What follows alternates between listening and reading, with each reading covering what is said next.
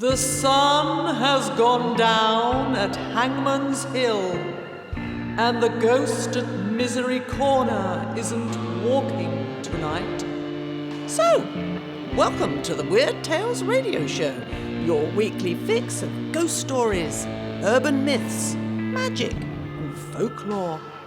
And now, here's your host, writer, award-winning journalist, best-selling author, and sometime werewolf hunter, Charles Christian.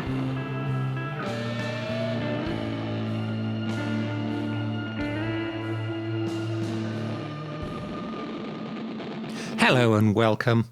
Thank you for joining us. I'm Charles Christian and with me is Janie, and we're here to make another foray into the world of ghosts, geeks, urban myths, magic and folklore. Hello, and we start with a spooky anniversary and head over to Naseby near Market Harborough in Northamptonshire in England, and the site of the Battle of Naseby on the 14th of June 1645, which was during the English Civil War.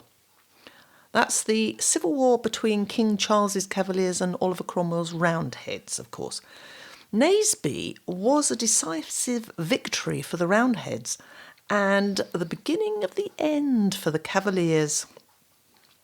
Well, out of a Cavalier army of 7,400 cavalry and infantry, 6,000 were killed, wounded or captured. And it's long been said that if you sat on the nearby hills on the 14th of June, you could see the battle being re-fought again up in the sky, complete with the sounds of men shouting and cannons firing. This is quite well known. I've heard it mentioned before. I think. I was told it as a child, so it must be true. Really? Okay. So throughout the 18th century, apparently, there were regular reports of this ghostly spectacle being witnessed, although it's become far rarer in recent times, apparently. That said, a member of the Northampton Paranormal Group took a photograph of the sky on the 14th of June 2008, and although they saw nothing unusual in the viewfinder, when the image was printed, apparently, you could see what appeared to be the ghostly shape of a Civil War soldier. Ooh. Yeah. So I ask, why do you think this ghostly spectacle has seemingly faded over the years from being a regular occurrence to a rarity? I mean, do ghosts wear out over time? Funnily enough, they actually do. Naseby sighting is what's known as a residual or imprint haunting. This is one where the ghost is oblivious to its surroundings and anyone present and just keeps repeating the same set of past events over and over again. So if you see it one year, it's doing something. If you saw it 10 years later, it would be repeating exactly the same actions. There's no interaction with anybody else.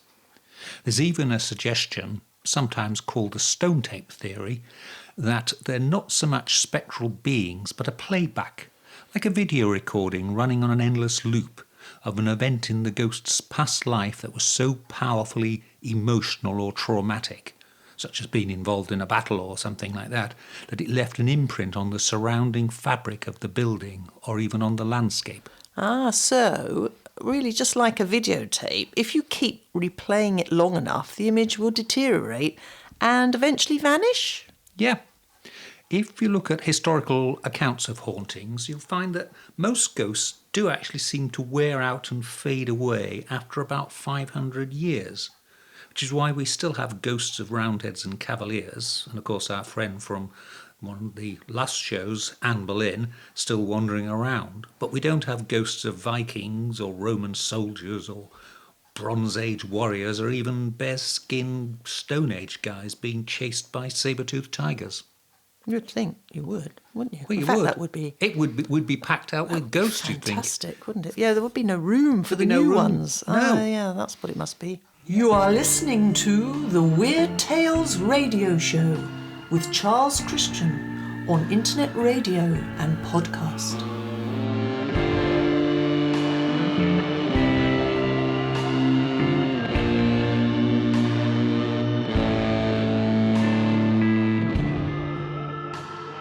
I was in my local bookshop recently and picked up, and purchased, I hasten to add, a new book called This Hollow Land, Aspects of Norfolk Folklore by Peter Tolhurst, and I found it not just a fascinating read, but totally unputdownable. So, naturally enough, I hunted down Peter for this interview. So I suppose the first question, Peter, is the title of the book, The Hollow Land. Well, I wanted something that would be enigmatic, that would, in a way, reverberate and intrigue people, because the book is about storytelling, it's about folk song, it's about a whole range of experiences like that. And the thought of just entitling the book Norfolk Folklore is a bit boring. Yeah. And it sounds like it's one of a series, and, Yes, and yeah. it's not, it's a one-off. So this hollow land, somehow or other, I found out later that it's actually a quote from a W.B. Yeats poem, although I haven't managed to track that down. But it seemed to do the job, you know. I wanted an image on the front cover that was compelling, and I think I've got that with this graffito from a church in Norfolk. Yeah. It's called the Beechamwell Devil, and I wanted a title that would kind of go with that somehow. Nothing more specific than that. Yeah. Where is the church where that is? Beechamwell, which is in the Brecks. Oh, right. And it's a medieval carving or scratching on a column in the church, along with that of a medieval woman in headdress. Dates it to somewhere in the 15th century. Mm-hmm. And there is, what is interesting is that there is a Saxon linear earthworks called Devil's Dyke, which forms the western boundary of the parish. And there is also a round barrow called Hanger Hill, which is supposedly where the devil, having scraped this dyke by using his foot, then scrapes the earth off, forms a mound called Hanger Hill. Yeah. And the thinking is that this visual representation is of the devil who created these earthworks in the parish. Or it may, of course, be a mask or a costume that was worn, some sort of totemic animal. Yes. It's no way of telling exactly, but it's quite nice to make that link between the image in the church and the folklore in the parish relating to these two earthworks that still survive. Yes, I mean, that's one of the things I found interesting about the book is, as you say, it's not simply folklore, but you are also talking about the, if you like, the oral tradition of telling tales and the songs and things in there. Well, yes, I think some of them probably go back quite a long way. Others are probably inventions of the 19th century. There are quite a number of books that came out in the late 19th and early 20th century which were aimed at a more literate audience, people who were going to holiday in the Broads of the North Norfolk coast for the first time, and people writing about those areas wanted to entertain their readers with lurid tales of black shuck or, you know, headless smugglers and things like that. And I don't know, quite honestly, that they go back much earlier than that. Yes. So quite a lot of, well, folklore is invention. As I say, some of it you can probably trace back quite a long way and link to features in the landscape. Others are probably the invention of people with those kind of well, who were trying to sell books, basically. Travel, Yes.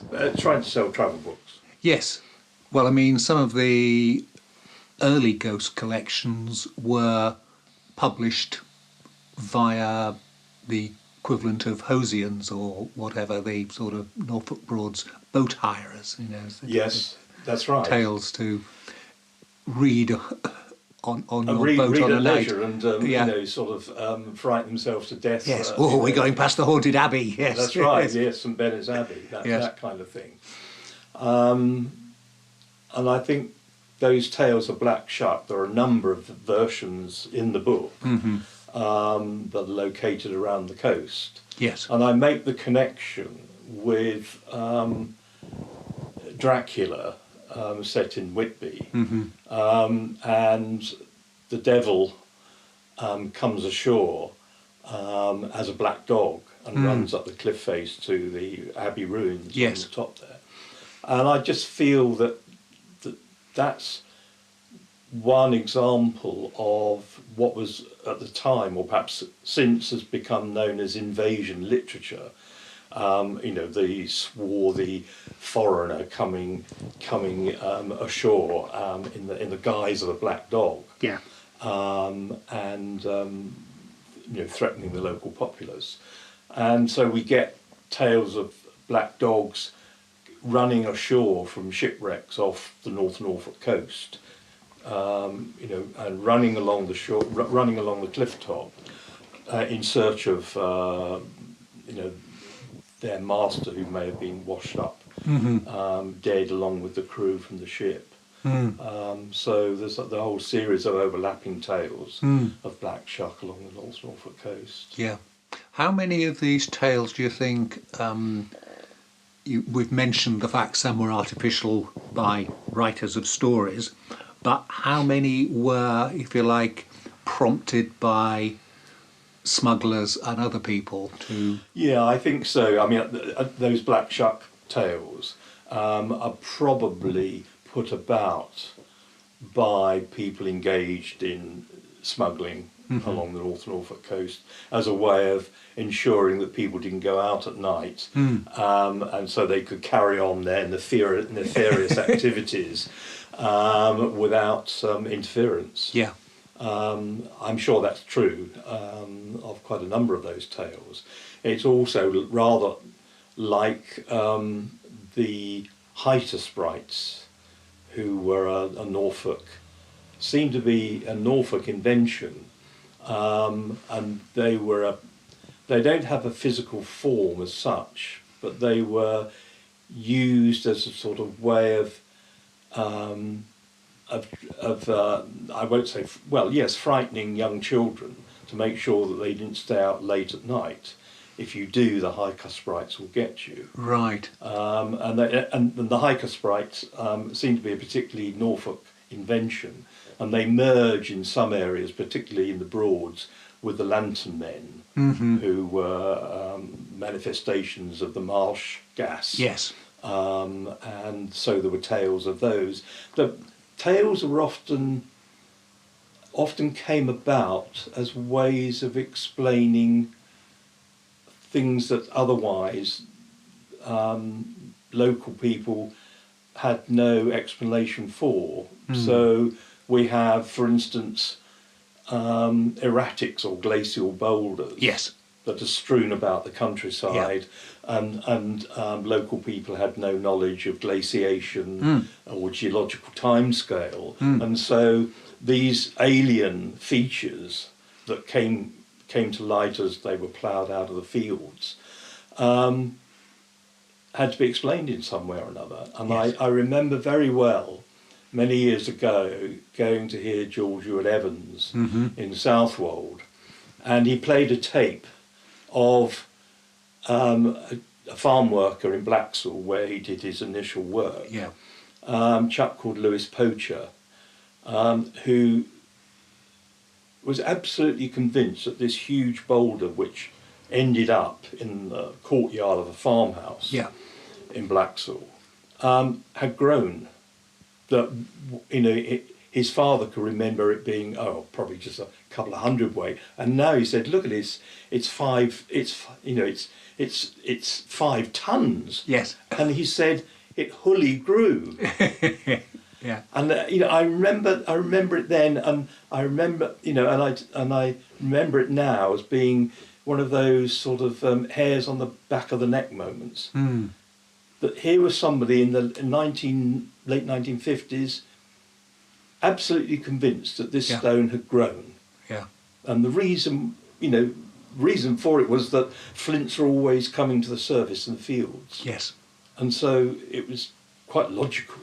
Yes. That this stone had There grown was some from kind something of much crop. more. Yes. Yes, and it came out of the became a ground. kind of almost like a sort of foundation myth for Blacksoul. It gave Blacksoul a sense of importance that it didn't have previously. Yes. And so you get this in the Waveney Valley, you get this in Gelderston, Harleston. The place names end in stone. Yes, yes. And there are glacial boulders there that would probably be moved into the centre of, say, Harleston. And they have their own sort of myths and tales surrounding them. Yeah, the Harleston one, which is my nearest town. Yeah. Yes, there's umpteen different versions of the There tale are. of that. There are, yes. all of them. Harold Stone, Harold stood there calling for people to go and fight the Normans, and That's right. you can even see the mark where his spurs dug into the stone, apparently, on the top. That, all of them increasingly outlandish. Yes. But there seems to be a need Yeah. to, in a way, give these natural features some importance, and of course to explain them. And I think that's how a lot of these tales have arisen. Yeah, yeah. You also, in the book, you unusually, because most folklore books about Norfolk tend to focus on Norwich, the Broads, Waveney Valley, head out to the Brecks and sort of heading out towards the Lincolnshire, Cambridge sort of boundaries, and the various performers and singers and musicians who used to work out there. What was the attraction for that? Or The attraction for me of writing a book about Norfolk folklore, the whole of the county, was that it seemed to me that there were two major folklorists working on the fringes of Norfolk. There was George Ewart Evans doing his stuff in Suffolk, and he latterly moved to South Norfolk, to Brook. right? And then there was Enid Porter in Cambridgeshire. She was the curator for many years of the Cambridgeshire Folklife Museum. And she came across this extraordinary man with an extraordinary memory, called Jack Barrett. And he lived at Brandon Creek on the very borders of Norfolk and Cambridgeshire. And he had a huge fund of tales. And I remember coming across these 2 volumes of Tales from the Fens in the 1970s, as well as George Ewart Evans' books on Suffolk horsemen from the same sort of period. But there was nobody working in Norfolk on that scale. Right. There are a number of people who've attempted to write books on Norfolk folklore, or they've done all the research and they never quite made it into print. Yeah.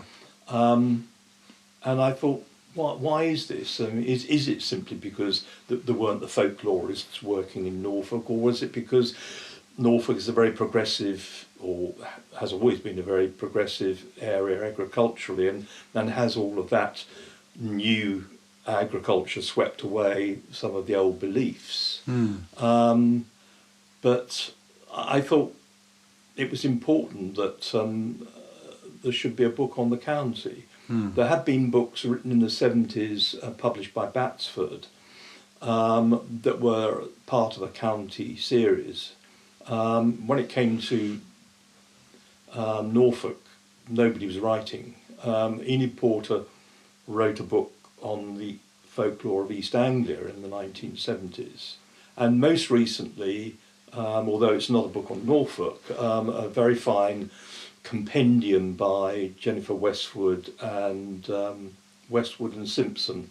It's called The Law of the Land. It was published about 10 years ago. Mm-hmm. And Jennifer Westwood lived at Norton Subcourse near Loddon. Mm-hmm. And I met her once a couple of years before she died. And I was very taken with the scholarly nature of the work, although it's written, it's a very readable book. Mm-hmm. And it's county by county, and then within each county, parish by parish, a summary of the folklore associated with those individual places. And that really, I suppose, most recently got me started on writing this book. But I felt that Norfolk really deserved something. It's very rich archaeologically, and a lot of the folklore is associated with the archaeology. And it seemed to me, for some reason, it had been overlooked. Yes. And so I set about writing this book. And, Yeah. and George Wood Evans, who I met a couple of times when he was living in Brook, was a great inspiration. So the book is dedicated to his memory.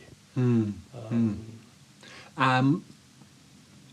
in the book, you obviously talk about the horseman's word and the Yes. frogbone Yes. rituals, Yes. which is fascinating. And I say, we used to keep horses, and I know there was a vet until recently used to come out who was a back man, and he would rub bones across the back of the horse. And Yes, yes. There were the jading techniques to stop a horse in its tracks, or Yeah. to control a horse in that way. And then there were the drawing techniques, which would enable you to, have control over the horse, and it would do what you wanted. And it was a mixture of the frogbone ritual and also the mixture of quite secret oils and solutions. So it was basically it was based on the horse's very refined sense of smell. It wasn't really the frogbone ritual was a way of conveying a certain secret knowledge, which was passed on from one person to another. But I quote from George Wood Evans, a farm worker that he recorded in Workwell called Albert Love, and he was, if you like, he learnt the knowledge from an old horseman out in North Suffolk, and he successfully completed this ritual, which I can't really describe in detail, but he tried it again, and the third time he tried it, because it was necessary to undergo the ritual on a regular basis, otherwise you lost your power. And the third time he couldn't do it. He couldn't concentrate for long enough, and he heard noises which were a kind of hallucination. But he was these old horsemen who had this knowledge were almost sort of outside of normal society, and they were in a very vulnerable position, and they sometimes, they could get very depressed, or they could kind of lose their minds because they were carrying this knowledge, and it was something that was of great importance to them. I mean, that's one of those areas that now you think, what was all that about? But we forget that it was only post the Second World War that tractors started to become viable for small farms, and prior to that everything was depended on horsepower.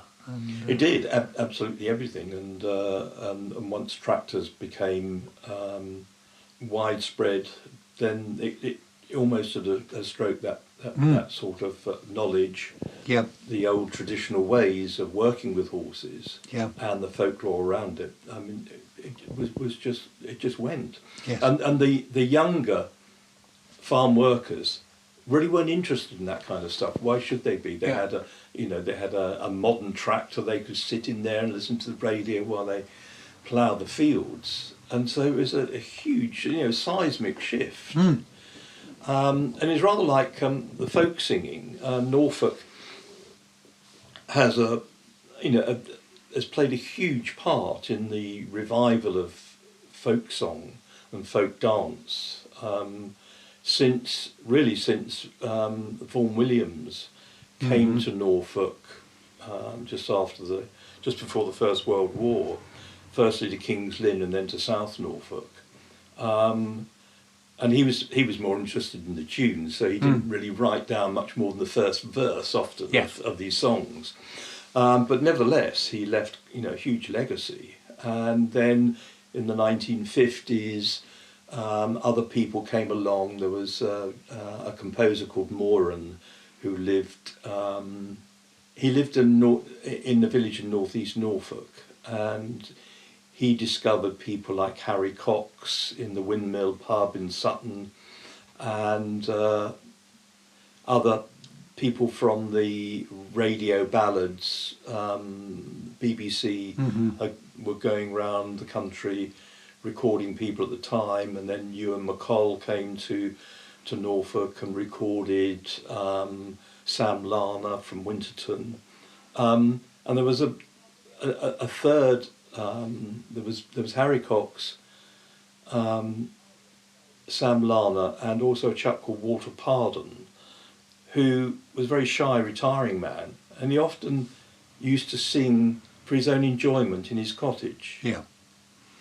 Because the younger generation weren't interested in hearing his songs. The jukebox had arrived, and rock and roll had arrived, and he had no audience. It was only because I think a nephew of his heard him singing once and said, "Walter, you should really record these songs." And so he got them recorded. Yeah. And in his later life, he received a new kind of wider audience. I mean, it's fascinating and sad that those traditions have gone in such a relatively short time, and Yes, within our lifetimes. They have. Yeah. I mean, there are still people in North Norfolk who sing in some of the country pubs. They're few and far between now, but a chap called Chris Holderness, as part of the East Anglian traditional music venture, has managed to record both these people talking and singing in the 60s and 70s. And so there's quite an archive of material of people step dancing in North Norfolk pubs, particularly the Davies family of fishermen and lifeboatmen from Cromer, very famous family, who are also very fine step dancers. And other pubs in North Norfolk, some of them now closed, of course. Yeah. So again, there aren't the opportunities any longer, and in a lot of places there isn't the interest either. Yeah. But there is a revival going on, but so quite a lot of those traditional songs have been recorded, which is the main thing, I guess. Yeah. Now, one of the points you made earlier while we were talking was how folklore often is connected to or derives from the archaeology. And there was one bit we discussed while we're setting up this interview about the ritual associated with digging, treasure hunting on old barrows. I mean, that was fascinating. I've never seen that reported anywhere before.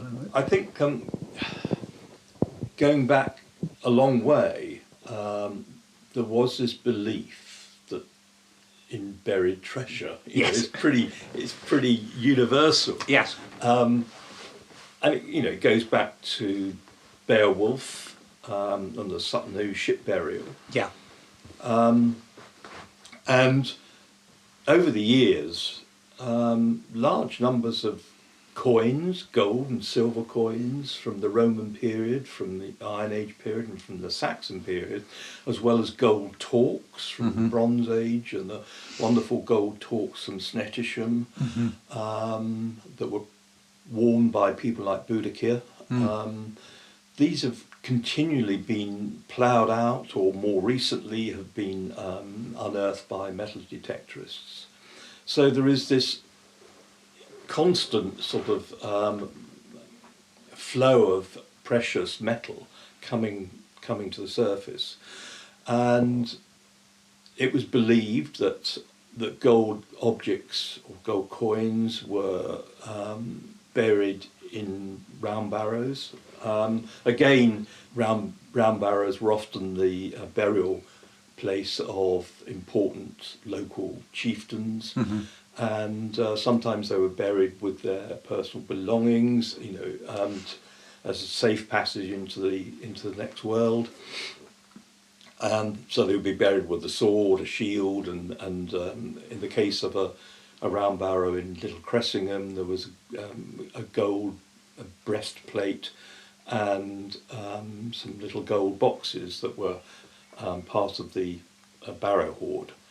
It was widely believed that round barrows contained buried treasure. Sometimes these hoards of precious coins were buried at times of unrest, so that the intention was that the owner would come back and retain them. I mean, that's the thought behind a lot of the Roman hoards, that it was... Yes, that's right.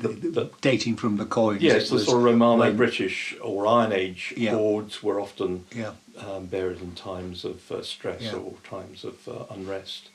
And so we have, in places, in Thetford, there's a huge castle mound there, and again, that is one of those huge earthworks that were supposed to have been created by the devil.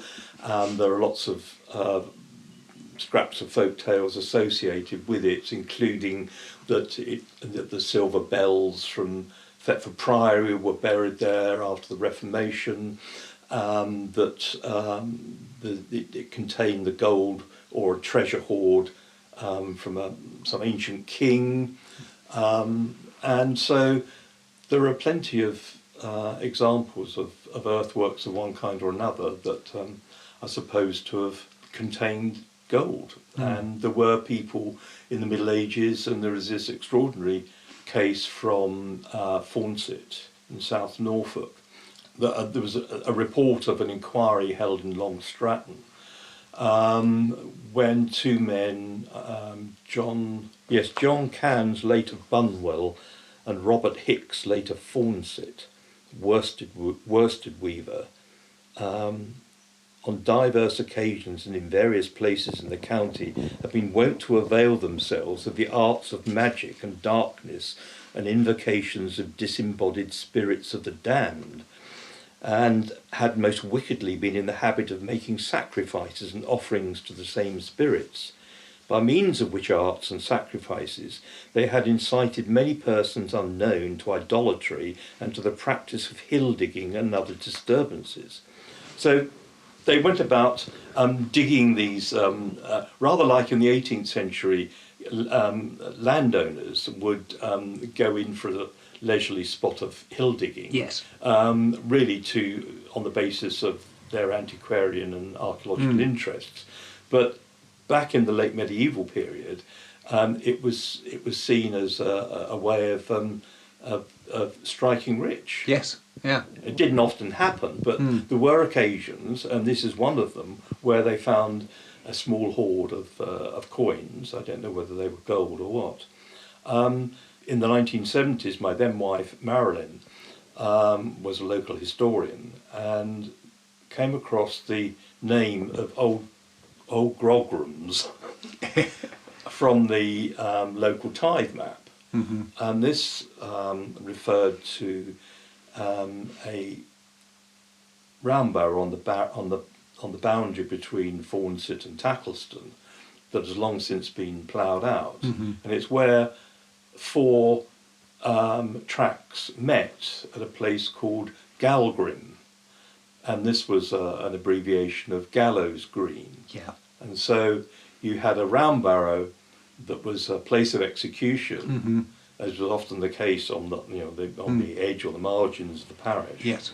And which also was had been the subject of hill digging.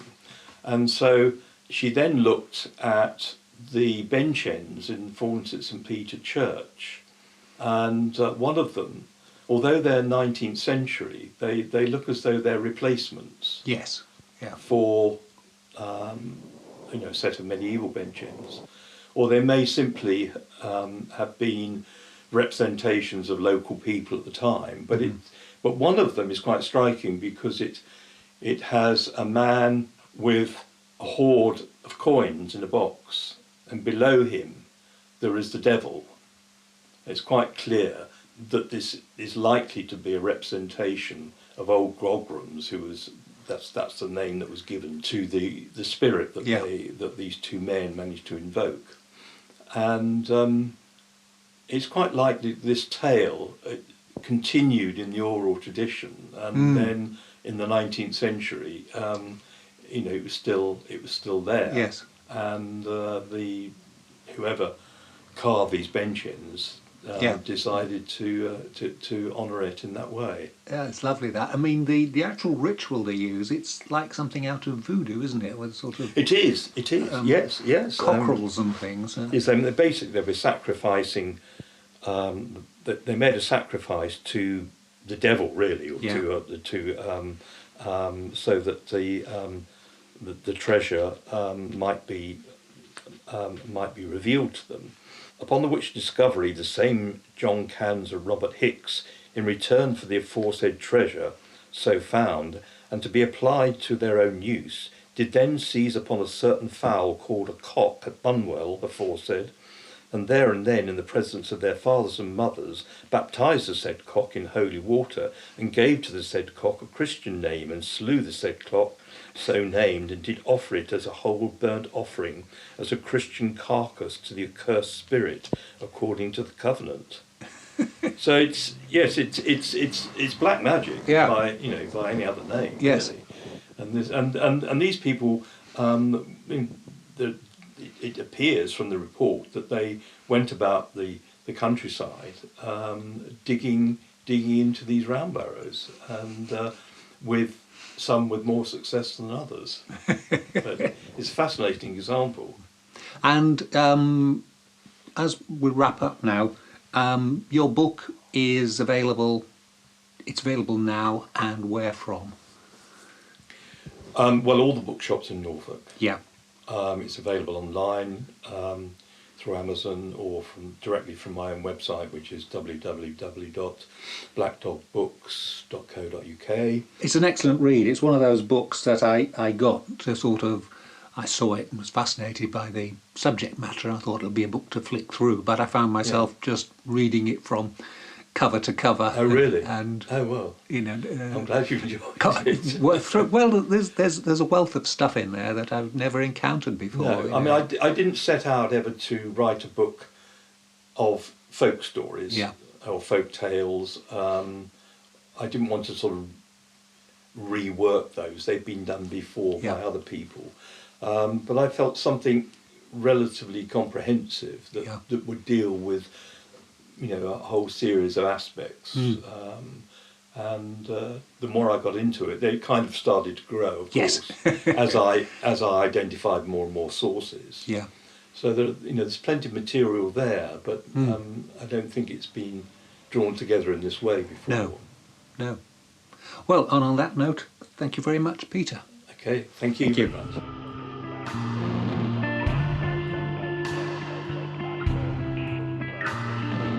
Almost time for us to go, but before we do, let's end on a geek note, as I know that if you, like me, have an interest in the paranormal, it frequently overlaps with a fascination for all things geeky.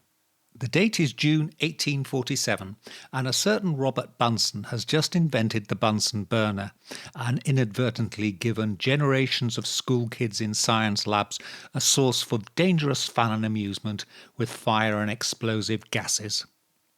Highlights I recall from my own school days including seeing how slowly you dare move your hand through the flame of the Bunsen burner without sustaining serious burns. Singeing the hairs on your hand doesn't count. Wait, what do you mean? That was just me.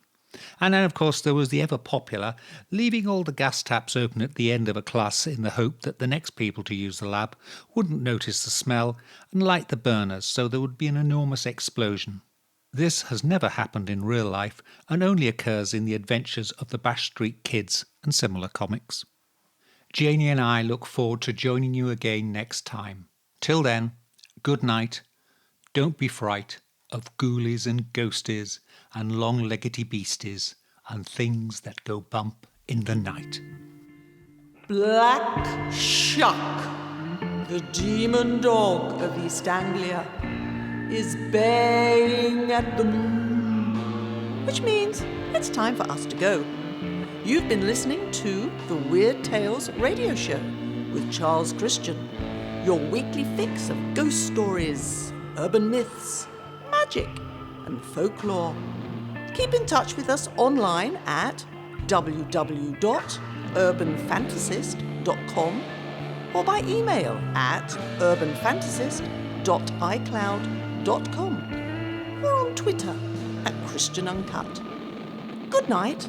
Join us again next week for another edition of the Weird Tales radio show.